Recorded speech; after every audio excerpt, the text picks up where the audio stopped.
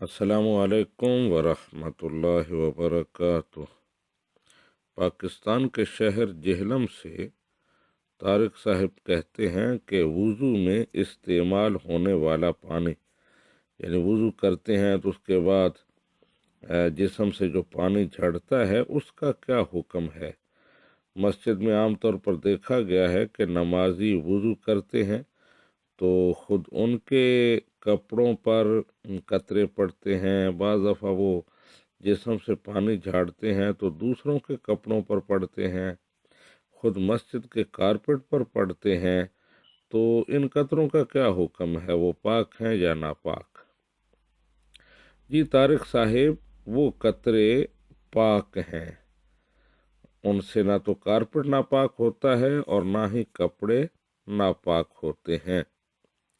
फ़िक़्ह की इस्तिलाह में उन कतरों को या वुज़ू में इस्तेमाल होने वाले पानी को माए मुस्तअमल कहा जाता है, वो पानी जो वुज़ू में इस्तेमाल हुआ है।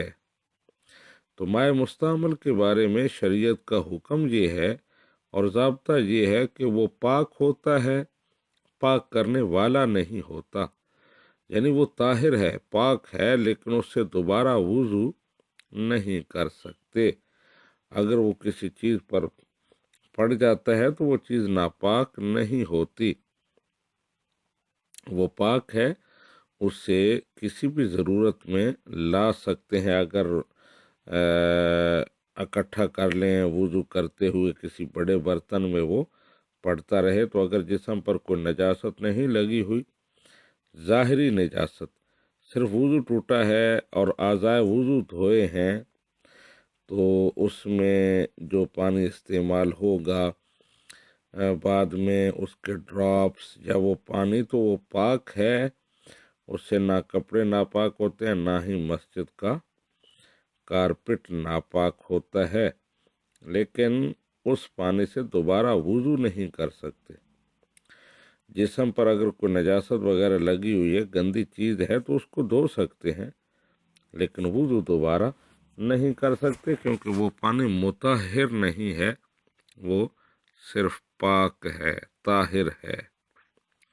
तो आपके सवाल का जवाब यही बनता है कि वो कतरे पाक हैं, उनसे लिबास नापाक नहीं होता और ना ही मस्जिद का कारपेट नापाक होता है।